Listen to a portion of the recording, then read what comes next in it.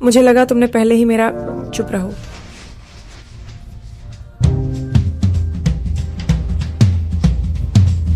मेरा आंख निकालने ही वाला था, लेकिन मैं मुस्कुरा रहा था क्योंकि कुछ ही क्षण पहले मॉर्गन ने मेरी एक इच्छा पूरी की। मेरे दाहिने आंख में कैंसर का निदान हुआ था। उपस्थित डॉक्टर ने कहा कि मेरी जान बचाने का एकमात्र तरीका संक्रमित आंख को पूरी तरह से निकालना था।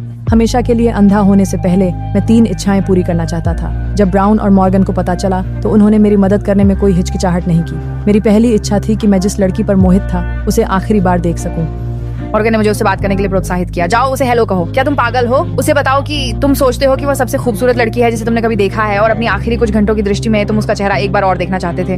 मैंने अपनी सारी हिम्मत जुटाई और उसकी ओर बढ़ा, लेकिन आखिरी क्षण में मैं पीछे हट गया। मैंने उनसे कहा कि मैं पछतावे के साथ जीना पसंद करूंगा बजाय इसके कि अस्वीकृति के दर्द का सामना करूं। मेरी दूसरी इच्छा थी कि मैं ड्राइव पर जाऊं।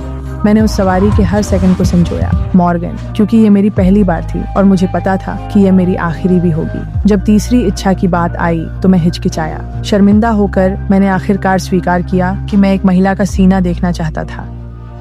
मॉर्गन मुझे किसी भी पछतावे के साथ नहीं छोड़ना चाहती थी। वह मुझे एक वयस्क स्टोर के सामने ले गई। नहीं, कतार में जाओ, ये उसका आखिरी मौका है एक नग्न महिला को देखने का। तुम एक महिला हो, मुझे शर्त है कि उन कपड़ों के नीचे तुम नग्न हो।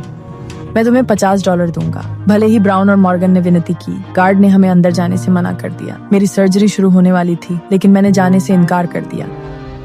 मैंने कहा कि अगर मैं अपनी आखिरी इच्छा पूरी नहीं कर सका तो मैं ऑपरेशन नहीं करवाऊंगा। माहौल तनावपूर्ण हो गया।